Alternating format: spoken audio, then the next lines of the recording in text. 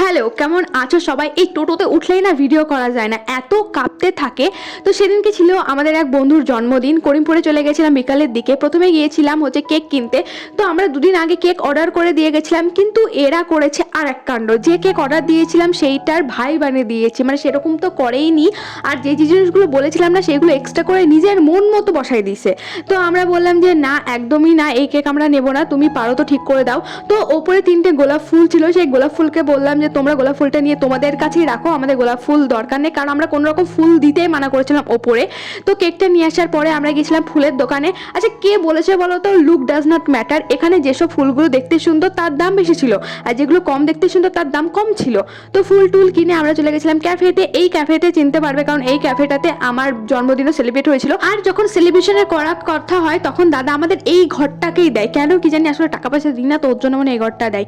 তো প্রথমে গিয়ে শুরু করেছিলাম বিশ্বের কঠিনতম কাজ, বেলুন ফোলানো। এই বেলুন ফোলাতে আমার এত বিরক্ত লাগে, কিন্তু এই কাজটা আমার ঘরে পড়েছিল। আর এদিকে অনলাইন থেকে নেট কিনেছিল, মশারি মারার নেট নাকি মাছ ধরার নেট বুঝতে পারলাম না। তো প্রথমে নেটটা টাঙিয়ে ওর ভালো লাগছিল, তাই মাঝখান দিয়ে কাঁচি দিয়ে কুচুক কুচুক করে কেটে দিল। কেটে দেওয়ার পরেও এনার নাকি ভালো লাগছে না, কারণ দুই দিকে ডানা ঝুলছে। আমরা যখন ক্লাস 11-এ উঠেছিলাম ঠিক আমাদের এইরকম ডানা গজাইছিল, কি উড়ায় না উড়ছিলাম, যাকে সেসব কথা। তো আমি কি করলাম যে ডানাগুলো দুটো সব জায়গায় এক জায়গায় করলাম, তারপরে ডাবল টেপ মেরে দিলাম। কিন্তু ওই যে 11-এ পাখা কি আমাদের কমেছিল, এই নেটের উতাই সেই ডানা বলে কিছুতেই এক জায়গায় থাকবে না। অনেক কষ্টে গায়ে যত জোর আছে সব লাগাইয়া ডানাগুলো এক জায়গায় করলাম। আর এদিকে হ্যাপি বার্থডে যে মালা গাঁথা হয় সেগুলো গাচ্ছিল, তারপরে ইনিও এদিকে বেলুন ফোলাচ্ছিল, কারণ প্রচুর বেলুন ছিল। আর এই দেখো, এইসব সাপড়িগিরি করতে গিয়ে সেদিন আমাদের রাত 7টা বেজেছিল এইসব ডেকোরেশন করতে। আমরা কোথায় গিয়েছিলাম 5টার সময় করিমপুরে, আর এই সব ক্যাট মারতে গিয়ে আমাদের লেট হয়ে গেছিল প্রচুর। আর এইদিকে বেলুন টাঙাতে যায়নি, বেলুনকে একদম নিজের গায়ে জোর দেখাতে গেছে যে দেখ আমার গায়ে কত জোর আছে, গিয়েছে বেলুন ফেটে। তাই বললাম তুই ছাড়, তোর দ্বারা বেলুন টাঙানো হবে না, আমি টাঙিয়ে দিচ্ছি। আমি চেয়ারের উপরে উঠে সমস্ত বেলুন টাঙিয়ে দিয়েছি, আর ও সাইড থেকে ডাবল টেপ যে আঠাগুলো হয় সেগুলো কেটে কেটে দিচ্ছিল। আর এই জায়গাটা একটা কি গান লাগানো যায় বলো তো, ওই যে কালা কালা সাদা সাদা, ওই গানটা হয় না, মানে আমার ব্যাকগ্রাউন্ড কালো, আমার জামা। এদিকের বেলুনের সাথে আলাদা এক শত্রুতা হয়েছে, যে বেলুনে হাত দিয়েছে সেইগুলো ভটাস ভটাস করে ফেটে যাচ্ছে। তাই আমি বললাম ভাই ছাড়, এমনিতে অনেক বেলুন ফেটে ফেটে নষ্ট হয়ে গেছে, আমি লাগিয়ে দিচ্ছি, নয়তো একটা বেলুনও লাস্টে আর রাস্তা থাকবে না।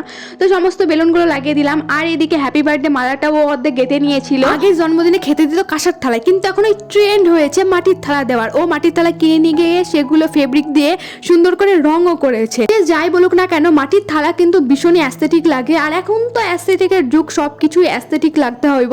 আর তখন মার্কেট থেকে এই ফুলগুলো নিয়ে এসেছিলাম। এদিকে ব্যাকগ্রাউন্ডও রেডি হয়ে গেছে। আমি আর আমার বান্ধবী গিয়েছিলাম গিফট কিনতে।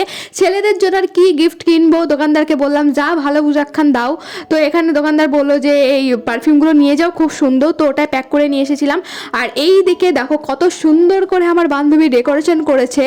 কেকের উপরে যে 3টে গোলাপ লাগিয়েছিল সেই গোলাপগুলো তো খুলে দোকানদারকে দিয়ে এসেছি। আর আমরা যে একদম রিয়েল গোলাপ কিনে এসেছিলাম সেইগুলো কেকের উপরে বসিয়ে দিয়েছিলাম, নয়তো কেকটা একেতেই সাদা। আর ওপরে আমাদের আগাগোড়ায় প্ল্যান ছিল যে আমরা হচ্ছে আসল ফুল লাগাবো, কিন্তু জানি না দোকানদার কি শুনেছিল যে উনি হচ্ছে ক্রিমের ফুল লাগিয়ে দিয়েছে। তো আমরা যে ফুল 3টে কিনে নিয়ে এসেছিলাম সেইগুলো ভালো করে কেটে টুটে এই ওপরে লাগিয়ে দিলাম। আর এখন কেকের লুকটা কিছুটা এরকম দেখতে লাগছে, আমার তো বেশ পছন্দ হয়েছে। আর এইখানে তো খাবারের মেলা, প্রচুর রকমেরও খাবার অর্ডার করেছিল, আর জায়গাটাকে সুন্দর করে সাজিয়েছিল। আর এটা হচ্ছে আমাদের ফাইনাল লুক। আর এইখানে আমার মোমবাতির সাথে হয়ে গেছে শত্রুতা। ও আমাকে বলেছিল মোমবাতিগুলো বসাতে, কিন্তু আমার হাতে মোমবাতি কিছুতেই বসতে চাইছিল না। তারপরে ও এলো, বললো দে আমাকে, দে আমি বসে দিচ্ছি। আর এইদিকে আমাদের ডেকোরেশন করা টোটালি কমপ্লিট। আমরা ক্যাফের লাইটগুলোকে সব বন্ধ করে দিয়েছি। এইবার আমরা যাবো হচ্ছে বার্থডে বয়কে ডাকতে। আর এই দেখো কিছু এরকম দেখতে লাগছে।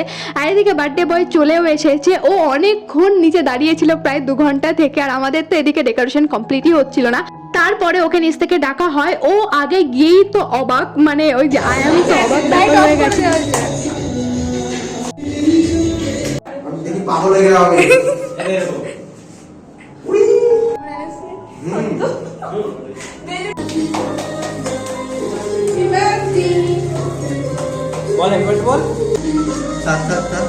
তারপরে তারপরে ও কেক কাটে, বার্থডে সেলিব্রেশন হয়। আর আমার এই জন্মদিনের কেক খেতে অসম্ভব ভালো লাগে, তাই আমি কেক নিয়ে আগেই বসে পড়েছি। তারপরে বার্থডে বয় এদিকে গিফট খুলবে, আর এই গিফটগুলো এখন ভীষণই ট্রেন্ডিংয়ে চলছে। ছবি দিয়ে লেখালেখি করে গিফটটা তৈরি করা হয়েছে, আর গিফটটা সত্যি বলতে আমারও ভীষণই পছন্দ হয়েছে। তারপরে আমরা যে গিফটটা নিয়ে এসেছিলাম সেই গিফটটাও খুলছিল, আর এখানেও বসে বসে খাচ্ছিল। তারপরে আমরা খেলাম চিকেন ললিপপ। তারপরে আমাদের খাবারে ছিল mixed fried rice, cold drinks, অনেক রকমের মিষ্টি ছিল। তো সেগুলো খাচ্ছিলাম বসে বসে, সবাই মিলে বসে বসে আড্ডা দিচ্ছিলাম। তারপরে অনেকটা রাত হয়ে গেছিলো, এবার বাড়ি যাওয়ার পালা। এবার আমরা বাড়ি যাব। আজকের দিনটা ভীষণই সুন্দর করে কাটালাম। তোমাদের সাথে দেখা হচ্ছে পরের ভিডিওতে।